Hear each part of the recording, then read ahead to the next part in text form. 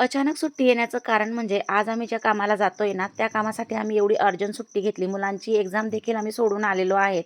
तर मी पहिले मम्मी-पप्पांकडे आली कारण तिथूनच म्हणजे माहेरीच माझं ते जे काही काम होतं ते होतं. त्यामुळे मग आम्ही पहिल्या दिवशी आलो आणि दुसऱ्या दिवशी निघालेलो आहे तिकडे बँकेमध्ये.